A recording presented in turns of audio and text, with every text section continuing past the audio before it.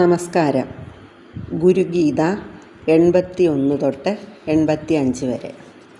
ജ്ഞാനം വിജ്ഞാനസഹിതം ലഭ്യതേ ഗുരുഭക്തിദാ ഗുരോ പരതരം നാസ്തി ധ്യേയോസൗ ഗുരുമാർഗ്ഗഭീ.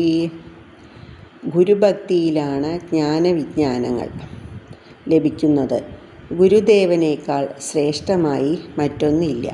അതിനാൽ ഗുരുമാർഗാവലംബികൾ സദാ ഗുരുവിനെ ധ്യാനിക്കേണ്ടതാണ്.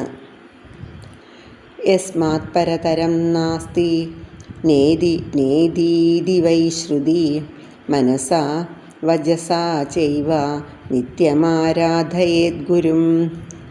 ഇതല്ല, അതായത് നേതി എന്ന് പറഞ്ഞാൽ ഇതല്ല എന്ന് പറഞ്ഞ് ശ്രുതി പരിചയപ്പെടുത്തുന്ന ശ്രീ ഗുരുവിനേക്കാൾ ശ്രേഷ്ഠമായി വേറൊന്നില്ല.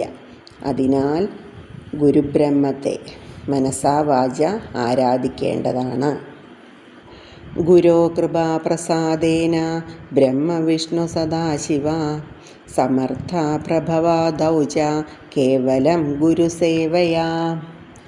ബ്രഹ്മാവിഷ്ണു മഹാദേവന്മാർക്കും സൃഷ്ടിസ്ഥിതി സംഹാരങ്ങൾക്കുള്ള പ്രഭാവം ലഭിച്ചത് ഗുരുസേവയാലുണ്ടായ ഗുരുകൃപാ പ്രസാദത്താലാണ്. ദേവകിന്നരഗന്ധർവാം പിതരോ യക്ഷചാരണ മുനയോപി ന ജാനന്തി ഗുരുശുശ്രൂഷേണ വിധിം. ദേവന്മാർ, കിന്നരന്മാർ, ചാരണന്മാർ, ഗന്ധർവന്മാർ, യക്ഷന്മാർ, പിതൃക്കൾ, മുനിമാർ ഇവരാരും ഗുരുശുശ്രൂഷാവിധി അറിയുന്നില്ല.